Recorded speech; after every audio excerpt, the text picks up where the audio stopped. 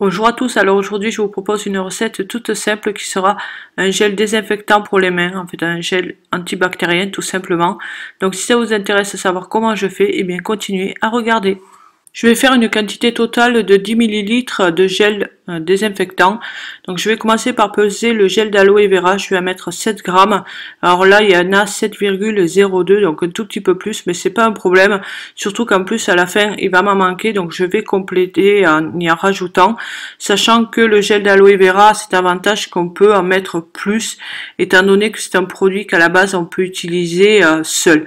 Contrairement, mettons aux huiles essentielles qu'il faut vraiment que ce soit précis. J'incorpore 2 ml de base de parfum biologique qui a été créé à partir d'alcool végétal, donc il est sans phtalate ni glycol, donc c'est un produit naturel.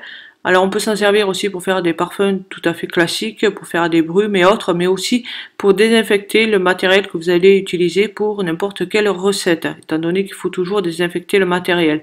Il faut savoir aussi que doser à 20% de la quantité totale en fait de la préparation que vous faites, il remplacera le conservateur. Après avoir bien mélangé, j'ajoute 0,5 ml de glycérine végétale pour apporter un petit peu plus d'hydratation.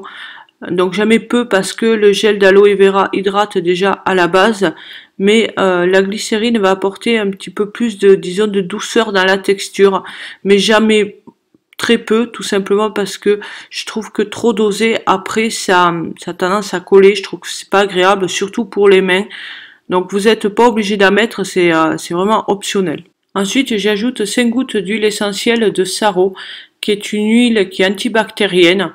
Donc elle est utilisée pour tout ce type de produits, c'est-à-dire des savons antibactériens, des gels, etc. Elle est également utilisée pour assainir l'air, que ce soit en diffusion ou bien dans des brumes. Et elle a une odeur mentholée, fraîche, qui entre, disons, l'eucalyptus et la menthe. Et je trouve qu'elle apporte vraiment une réelle sensation de fraîcheur aux mains. Et je trouve ça super agréable en été. Pour finir, j'ajoute 3 gouttes d'huile essentielle de niaouli. Si je l'ai choisie, c'est parce qu'elle a à peu près les mêmes propriétés que celle de sarro, c'est-à-dire qu'elle est antibactérienne.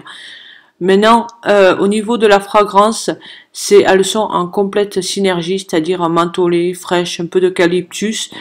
Mais celle-ci a une odeur, comment dire, elle a une touche un peu amère, donc c'est pour ça que j'en mets un peu moins. Vous pouvez la remplacer si vous voulez par la menthe poivrée. Alors il faut savoir que ces deux huiles essentielles ne sont pas photosensibilisantes. Ensuite, je transvase ma préparation dans ce tube qui est en fait un tube pour faire du gloss. Qu'on trouve chez Aromazone parce qu'il faut quelque chose de souple, sinon c'est pas gérable. Donc je me suis servi de ce qu'on appelle un kit de prélèvement, c'est-à-dire la seringue avec ce petit tube. Maintenant vous pouvez vous servir tout simplement d'un entonnoir, ce qui à mon avis serait beaucoup plus simple parce que finalement le kit de prélèvement c'est pas du tout pratique. Alors comme vous pouvez le voir, mon tube n'est pas plein. Pourtant j'ai fait les bonnes proportions, etc. Il n'y a pas de souci. Je pense que ça vient du fait que l'alcool a tout simplement liquéfié l'aloe vera et du coup en volume ça fait moins.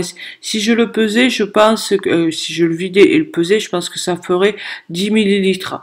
Mais en volume ça fait moins. Du coup comme au début je vous l'avais dit, on peut rajouter du gel d'aloe vera sans souci. Donc c'est ce que je fais. Et comme en huile essentielle, je suis largement dans les proportions, c'est-à-dire que normalement, il ne faut pas dépasser 3% de la quantité totale de la préparation. Donc là, j'étais à 2%. Alors, je vais rajouter 2 gouttes d'huile essentielle de sarro, puisque c'est celle que je préfère des deux. Avant chaque utilisation, il vous faudra le secouer un petit peu parce que ça a tendance à déphaser, mais bon, c'est pas bien contraignant. Après, pour ce qui est du produit, il laisse une sensation de fraîcheur, de propreté. Et c'est le côté mentholé, je trouve que c'est très agréable l'été. Et bien voilà, on arrive à la fin, j'espère que ça vous a plu. Si c'est le cas, likez, partagez, n'hésitez pas à me laisser des commentaires, j'y répondrai avec plaisir. Et si ce que je fais vous plaît, eh bien abonnez-vous à ma chaîne si ce n'est pas déjà fait. Et en attendant la prochaine vidéo, je vous dis à très bientôt et prenez soin de vous. Bye bye.